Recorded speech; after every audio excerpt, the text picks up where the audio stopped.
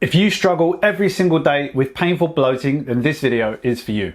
Do you wake up in the morning and you get bloated even from drinking water? Does every piece of food you eat cause you to look 8 months pregnant? Are you getting bloated no matter what you eat morning to evening? If you answered yes to one or more of these questions, then this video is exactly what you need. In this video, we're going to share 2 foods you eat on a daily basis but you never knew caused bloating, and how we're going to use a 10,000-year-old trick to modify them so you can eat as much as you like whenever you like without getting bloated again. We're going to show you the number 1 reason for bloating in 90% of people and what you can do to actually fix the problem so you no longer have to worry about what you can eat. We're going to talk about what actually causes bloating, and there's no medication to fix this problem, but there are super simple steps that you can take to banish this problem forever. And if you stay to the end, we'll share with you a little known trick that can help reduce bloating in just a couple of hours so that you're not worried about having that little pot belly when you put on some tight clothes. Don't forget to like and subscribe so you never miss out on future videos. First, we're going to talk about what causes bloating.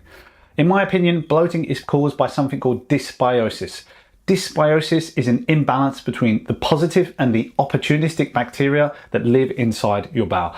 Now, you might have heard lots of people call it the good bacteria and the bad bacteria. But in my experience, there are very few bad bacteria, and trust me when I tell you, bloating is the least of your worries if you have one of these really bad bacteria. So what this dysbiosis is an imbalance between the stuff that's good for you, and that's most of the bacteria that live inside your system, and the opportunistic bacteria that, given an opportunity, will overgrow and start to take over your system. And it's these bacteria responsible, for example, the over-fermentation of certain fibers, creating hydrogen, methane, and that's the gas buildup you feel and the painful bloating that you have inside your system. Often this dysbiosis is caused by intake of things like antibiotics, stress, alcohol, ultra-processed foods, poor sleep, and a bad long-term diet. Now, we have lots of videos showing you how to improve your gut bacteria. I'll link some of them in the description below. But today, I want you to learn that dysbiosis is probably the root cause of most of your bloating. In my opinion, the second biggest cause of bloating is consuming gluten and dairy-based products. Now, wheat is a gluten-containing grain, and gluten is a family of proteins that can be very difficult to certain people to digest. The same with dairy. It's not the lactose inside the dairy that's causing most people's problems, it's the heavy proteins of the whey and the casein that is causing the issues. Not just that, genetically modified grain contains more gluten, making it even harder to digest. Also, for you guys in the US, you have a lot of glyphosate, which is a weed killer, sprayed on the wheat, which can also further cause digestive disruption and damage to the microbiome. We also don't prepare foods the way we used to. For example, we used to make bread using a sourdough process, and what that does is it breaks down some of the gluten in that fermentation process, making the bread easier to digest. So if you're someone who eats wheat bread-based products and struggles to digest, you might want to switch over to sourdough and see if that improves your digestion. The same goes for dairy. Our ancestors never would have consumed pasteurized dairy products. When you pasteurize the dairy product, you kill a lot of the enzymes and bacteria inside the milk, making it harder to digest. What you need to do is turn that dairy back into a fermented product that your ancestors would have used,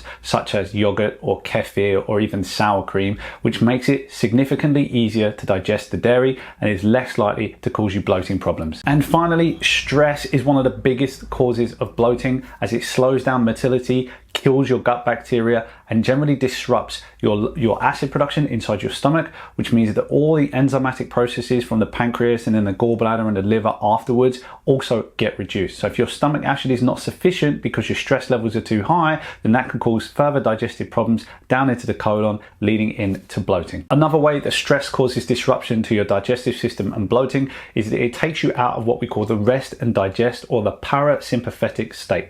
So this is a state of your nervous system where we want your body to be in most of the time. We want it to be in a rest and digest state so that we can eat food. Now, the opposite to that is what we call the fight or flight state, or the sympathetic dominant type of nervous system. Now, most people are heading around in that sympathetic state, and so what we find is putting yourself back into a parasympathetic state or a rest and digest state before you eat is a key to improving your digestion. The easiest way to do that, take 5 deep breaths before you eat. Now, I promised to give you something that could help reduce bloating in just a couple of hours, and that is red light therapy. I am a huge fan of using red light therapy with my clients. It works as a fantastic anti-inflammatory. Now, red light is something you normally get from the sun during the sunrise, or even more obvious during the sunset. There are actually red light devices that we use. We shine them on the abdomen area for our clients, and it massively helps reduce inflammation very, very quickly and can definitely help temporary bloating. So there you have it, some uncommon reasons for bloating. Don't forget to like and subscribe and ring that bell notification so you never miss a video.